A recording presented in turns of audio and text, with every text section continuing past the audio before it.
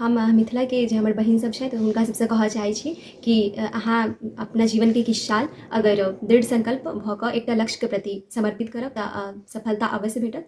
जखन हम कऽ सकै छी तऽ अहूँ अवश्य कऽ सकै छी।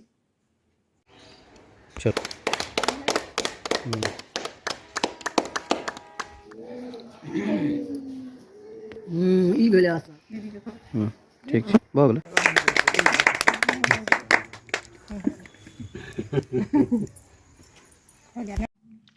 नमस्कार, आप सभी का स्वागत है भारत उदय समाचार की एक विशेष रिपोर्ट में।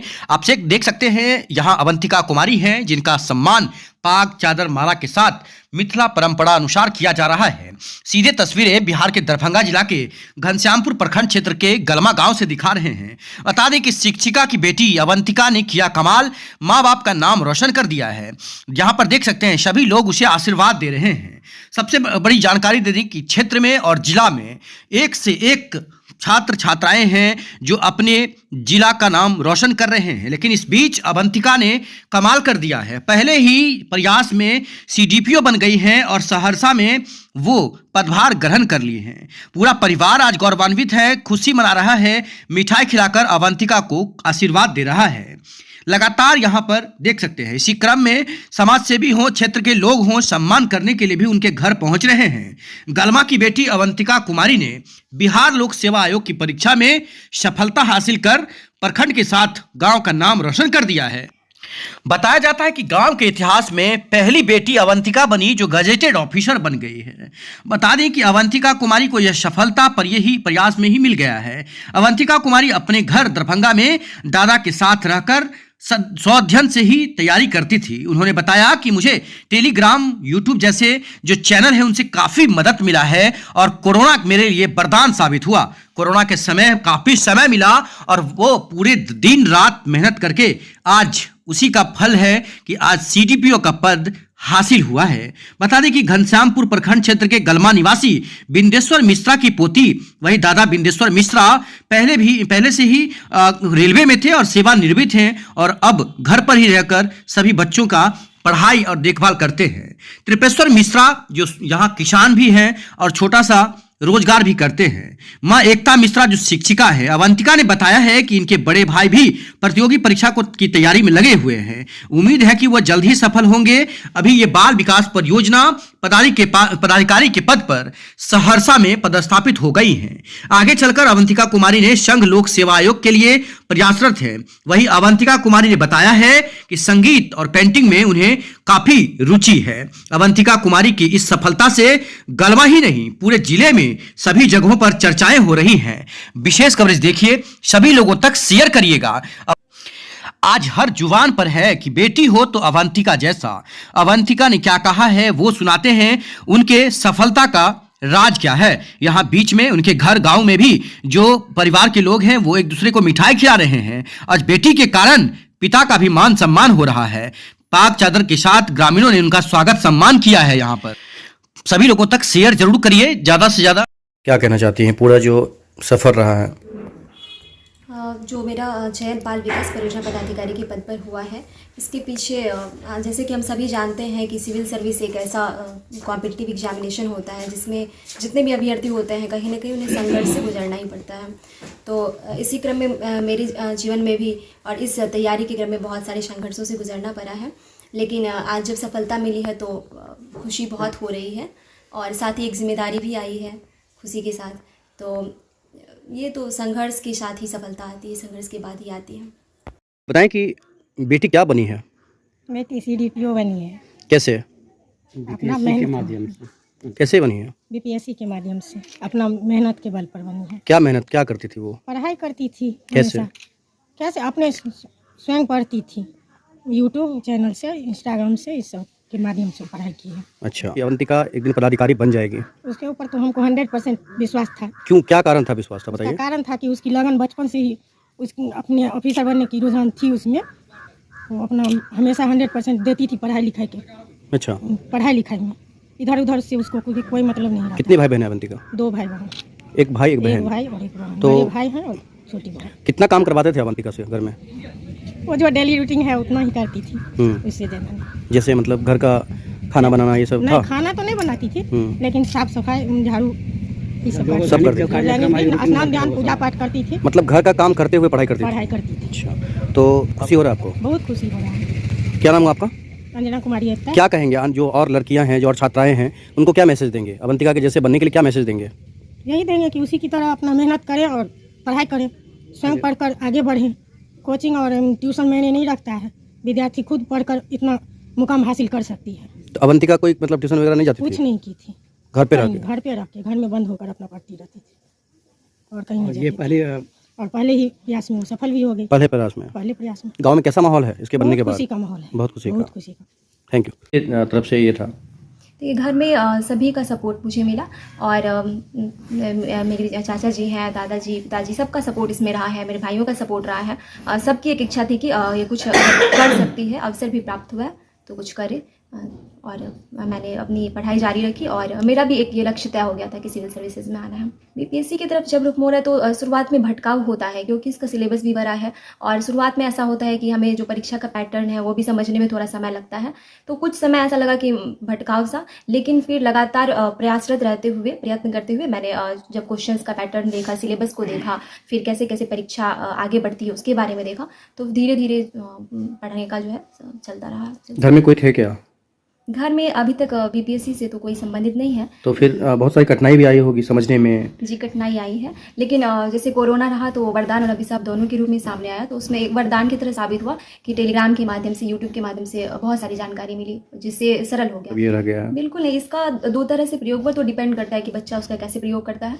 कुछ होते हैं कि उसका एंटरटेनमेंट के लिए, क्योंकि वहाँ पे फ्री मूवी हो गया, वेब सीरीज जितने भी हैं वो भी आपको मिल जाएंगे, और साथ ही ऐसा भी है कि फ्री में आपको क्लासेस भी मिल रहे हैं, जो PDF लाखों के मिलते हैं वो आपको वहाँ पे प्रोवाइड किए जा रहे हैं। तो ऐसा है कि आप उसमें से चुन के क्या निकाल रहे हैं और किस तरह से उसका प्रयोग कर रहे हैं, आप पे डिपेंड करता है। जब बीपीएससी करने के लिए सोच रहे थे तो क्या फिर कोई कोचिंग क्लास या फिर ऐसे कोई संस्थान से जुड़े थे क्या? ऐसे तो मैं किसी कोचिंग संस्थान से नहीं जुड़ी रही, लेकिन जो ऑनलाइन क्लासेस के माध्यम से यूट्यूब पे फ्री में भी बहुत सारे वीडियोस आते हैं। साथ ही आंसर राइटिंग के लिए मैंने कुछ टेलीग्राम चैनल को ही ज्वाइन किया था और उस पर ही लिखा करती थी। किन्होंने कहा था कि बीपीएससी करने के लिए? सर सही बात यह है कि बीपीएससी करने का मेरा मन खुद ही है, मुझे प्रेरणा खुद ही हुआ मिलती है। था। जी। मैं भारत उदय समाचार के संवाददाता जगजीत जी का विशेष आभार प्रकट करना चाहूँगी कि वो मेरे गांव गए, उन्होंने पता लगाया और उसके बाद यहाँ आकर के उन्होंने पाग और चादर से सम्मानित किया है।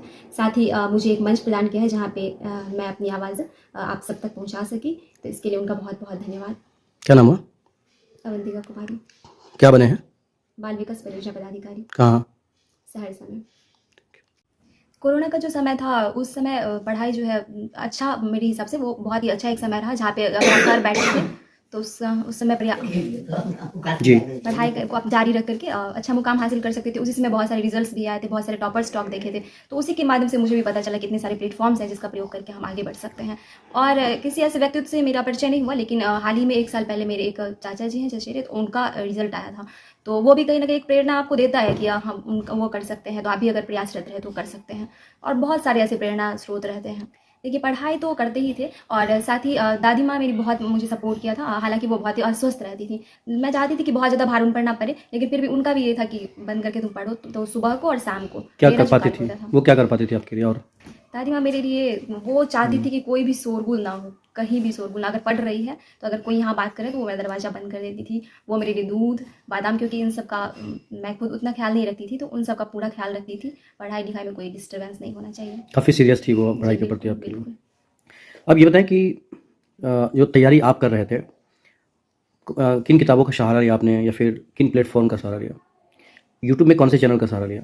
किताबों की अगर बात की जाए तो उसमें जैसे स्टैंडर्ड बुक्स सबको पता है, और 67, 68 तक, तो 67 बीपीएससी तक ऐसा होता था कि कुछ वन लाइनर फैक्ट्स इन सब के बेसिस पे भी प्रीलिम्स निकाला जा सकता था। लेकिन अब बहुत ही कंसेप्चुअल हो गया है, तो आप स्टैंडर्ड बुक पढ़ना ही पड़ेगा। मैंने भी पढ़ा था, लक्ष्मीकांत है, स्पेक्ट्रम हो गया इतिहास के लिए, इसके अतिरिक्त तो हो जाएगा। अब यूट्यूब चैनल्स का सहारा लिया था, जैसे कुछ अगर टॉपिक्स चल रहे हैं, करंट के इशू हैं, तो वो मैंने यूट्यूब का सहारा लेकर के उसको पूरा किया। न्यूज़पेपर के एडिटोरियल आपको पढ़ना होगा अगर अच्छे से आंसर राइटिंग करना है, तो इन्हीं सब के माध्यम से मैंने की थी। और यूट्यूब चैनल में अगर बोला जाए तो एडिटोरिया का चैनल था, बिहार स्पेशल के लिए मुझे उससे मदद मिली थी। इसके अतिरिक्त ऑनली IAS के एडिटोरियल भी बहुत हेल्पफुल रहे। कितना फोकस करना होगा किसी को बनने के लिए? फोकस की तो आवश्यकता इसमें है ही। आत्मविश्वास, फोकस और एक कंसिस्टेंसी आपको मेंटेन करना ही पड़ेगा अगर आप सफल होना चाहते हैं तो। और इसके लिए मैं ये कहूँगी कि समय को ऐसे घंटों क्या समझाना पड़ता है खुद को? आत्मविश्वास के लिए सबसे पहले जब आप खुद पढ़ने लगोगे, एक समय को फॉलो करने लगोगे, आपने जो रूटीन बनाया उसको अगर आपने फॉलो किया ना, तो समय के साथ साथ आत्मविश्वास आता ही जाएगा। इसके बाद आप टेस्ट लगाए, टेस्ट में आपके 70 नंबर है, 75 है, 80 हो, 100 ऐसे बढ़ते जाएंगे, आत्मविश्वास भी बढ़ता जाएगा। तो आत्मविश्वास ऐसे एक दिन में तो नहीं आता है, लेकिन परिश्रम करते करते आत्मविश्वास आ जाता है। फिर आपको लगेगा कि हाँ, चाहे कोई भी कुछ भी हालात हो, लेकिन अंत में हम सफल होंगे। जैसे बिल्कुल, एक लक्ष्य आपका होना बहुत ही आवश्यक है, क्योंकि बहुत सारे अभ्यर्थी होते हैं कि बहुत सारी परीक्षाओं के पीछे वो लगे रहते हैं। ऐसे में क्या होता है कि जो लक्ष्य है वो कहीं पीछे छूट जाता है। अगर आपका एक लक्ष्य रहेगा तो आप सफल जरूर हो जाओगे। देखिए, मेरी जो प्रारंभिक शिक्षा है वो ज्ञान भारती पब्लिक स्कूल दरभंगा से हुई है। उसके बाद मैंने अपनी स्नातक की पढ़ाई ललित नारायण मिथिला विश्वविद्यालय से पूरी की है और उसके पश्चात से मैं सिविल सर्विसेज की तैयारी कर रही हूँ। तो ये मेरा जर्नी रहा है। इसके अलावा इस तैयारी के बारे में अगर जानना है तो ऐसे में अगर देखा जाए तो मैंने ये पूरा सेल्फ स्टडी से ही किया है। लेकिन इसे सेल्फ स्टडी से तो मैंने किया है, लेकिन मैंने बहुत सारे जैसे यूट्यूब हो गया, टेलीग्राम, इन सब की मदद से मैंने पढ़ाई जारी रखी है। तो क्योंकि आज का युग डिजिटल युग है, हम जानते हैं, और बहुत सारे ऐसे प्लेटफॉर्म हैं जो कि हमें सही जानकारी, नॉलेज प्रोवाइड कर रहे हैं कि कैसे हमें आगे बढ़ना है, कैसे अपनी स्ट्रेटजी बनानी है। तो मुझे इससे बहुत हेल्प मिली है। साथ ही मुझे फैमिली का भी सपोर्ट मिला है। मेरे भाई ने भी मुझे पढ़ने के लिए बहुत ज़्यादा सपोर्ट किया है। तो ये सब रहा है, और इसके साथ ही एक प्रेरणा रहा कि समाज के लिए कुछ अगर करने का अवसर प्राप्त हुआ है तो हमें करना चाहिए। जैसे आपका गांव या फिर पिताजी क्या करते हैं? मेरा गांव गलमा है, जो कि घनश्यामपुर प्रखंड में पड़ता है, और मेरे पिताजी का नाम श्री त्रिपुरेश्वर मिश्रा है, और उनका भी हमेशा से इच्छा रहा था कि मैं सिविल सर्विसेज में आऊँ। साथ ही दादाजी भी बचपन से यही चाहते थे कि मैं दादाजी श्री विंदेश्वर मिश्रा, और वो उनका भी यही कहना था कि कुछ अच्छा करें अपने जीवन में। क्या करते हैं वो? रेलवे कर्मचारी। रेलवे कर्मचारी थे। तो जो घर का बैकग्राउंड है वो भी मतलब काफ़ी मतलब सभी शिक्षा से जुड़े हुए हैं या फिर रोजगार से? जी, शिक्षित तो है, लेकिन संघर्ष तो हर एक के जीवन में आती है। तो संघर्षों के साथ सफलता प्राप्त हुई आज। प्रसन्नता भी है इस बात की, संघर्ष के बिना सफलता तो मुश्किल है। जी। ग्रेजुएशन कहाँ से किए थे या फिर? ग्रेजुएशन मैंने नागेंद्र झा महिला महाविद्यालय जो है वहाँ से पूरी की है, राजनीति विज्ञान विषय के साथ। ये बताएं कि पढ़ाई का समय क्या था? क्या किस समय को ज़्यादा आप पसंद करती थी पढ़ाई के लिए? मेरे लिए पढ़ाई का जो सबसे अच्छा समय हुआ करता था, सुबह के 7 से 10 वाला जो टाइम होता था, वो मैं जो फैक्ट्स होते थे उसे याद करने के लिए इसका करती थी। इसके बाद जो बीच का टाइम होता था, जिस टाइम पे प्रीलिम्स टेस्ट होता है, तो उसी टाइम पे मैं टेस्ट दिया करती थी कि 12 से 2 ही देना है। उसके बाद उसको रिवाइज़ करना होता था। उसके बाद शाम को कुछ नया पढ़ना होता था, और मैं रात को अधिक देर तक नहीं पढ़ती थी, सुबह और दिन। ये बताएं कि सोशल मीडिया का ज़माना चल रहा है, स्मार्टफोन है, तो बिना काम का भी लोग 50 बार उस पर हाथ देता है स्मार्टफोन पर। कितना उपयोग कर पाती थी, और उपयोग करती तो किस काम के लिए उपयोग करती थी आप?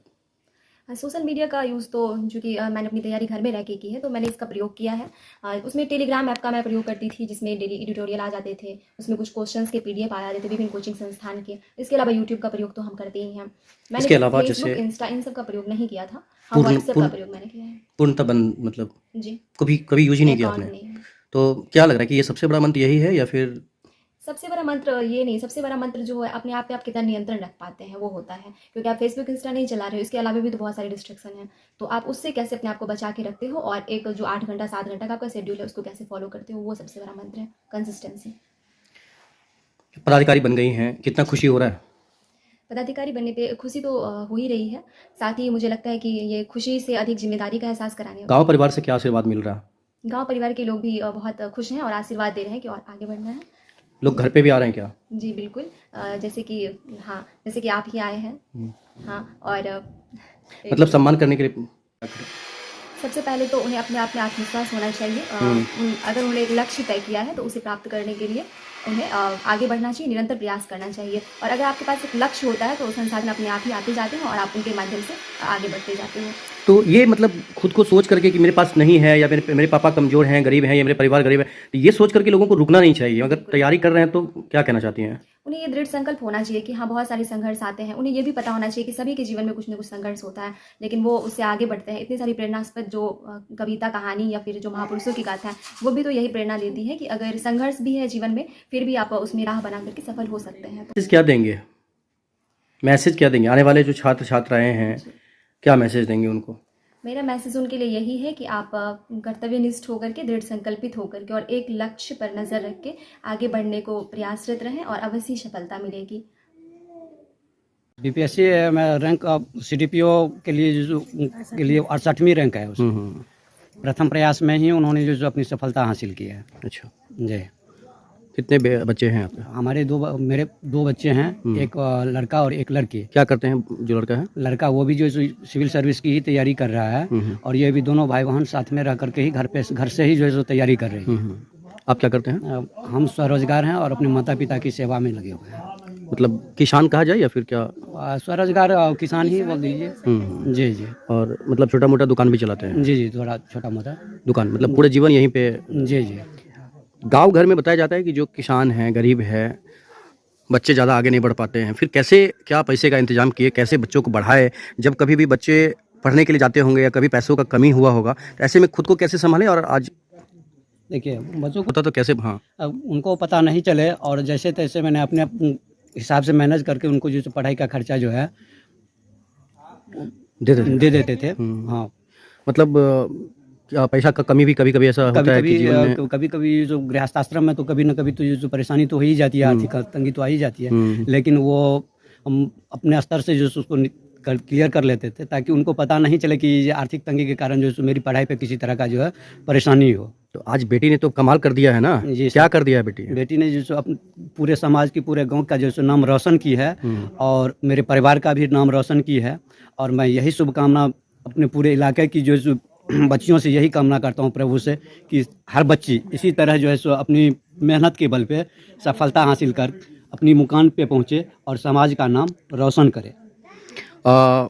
अगर अवंतिका की पढ़ाई की बात करें तो किस रूप में पढ़ाई करती थी? उसके पढ़ाई का टाइमिंग क्या था? या फिर लगता था कि वो मतलब सच में बन जाएगी पदाधिकारी, ऐसा लगता था क्या? जी, वो उनकी पढ़ाई के शेड्यूल जो था वो सुबह 6 बजे से 8 बजे तक का वो उसका रूटीन था कि सुबह उठने के बाद वो नित्य क्रिया से निवृत्त होने के बाद 6 से 8 तक जो सो अपनी पढ़ाई करती थी।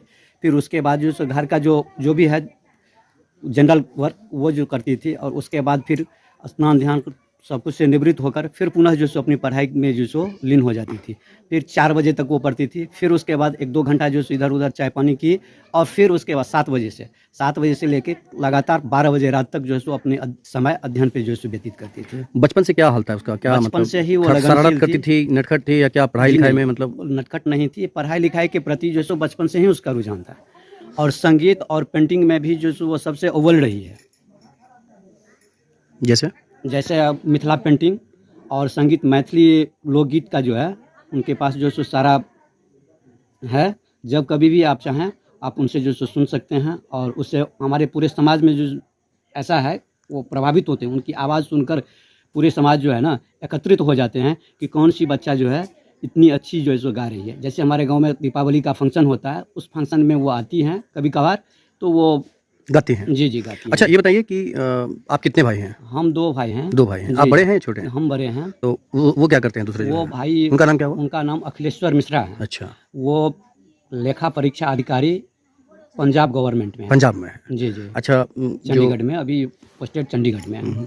तो अवंतिका का पढ़ाई कहाँ से हुआ और कैसे? और देखिए अवंतिका की पढ़ाई दरभंगा, वो बचपन से ही दादा दादी के सानिध्य में रही तो वहीं उसकी प्रारंभिक शिक्षा दीक्षा जो है ज्ञान भारती पब्लिक स्कूल दरभंगा से हुआ और ग्रेजुएशन उन्होंने ललित नारायण मिथिला विश्वविद्यालय दरभंगा से की और सेल्फ स्टडी करते हुए इस मुकाम पे आज वो पहुंची है। क्या नाम है आपका पूरा? मेरा नाम त्रिपुरेश्वर मिश्रा हुआ। खुशी हो रहा है? जी बिल्कुल खुशी हो रहा है कि जिस दिन रिजल्ट निकला उसके बाद कैसा माहौल है घर का, परिवार का? जी, एक उत्सवी माहौल है परिवार में, एक उत्सवी माहौल है और पूरे समाज में भी उत्सवी माहौल है कि आज तक के रिकॉर्ड में मेरे गाँव में आज तक कोई गजेटेड पदाधिकारी अभी तक जो सो नहीं मिला था, नहीं बना गाँव को, इस समाज को। अच्छा, वो पदाधिकारी, गजेटेड पदाधिकारी जो है इस समाज को आज वो मिल गया, अवंतिका के रूप में मिला। जी, अवंतिका के रूप में मिला और मैं शुभकामना करता हूं कि उसकी लक्ष्य यहीं तक जो है सो सीमित नहीं है, वो यूपीएससी के लिए जो है अपने आप को अग्रसरित है और प्रभु की कृपा देखिए क्या होता है।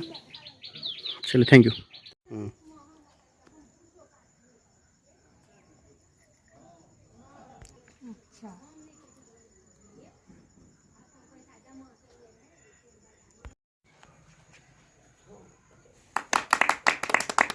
जय श्री राम, जय हनुमान, जय श्री राम।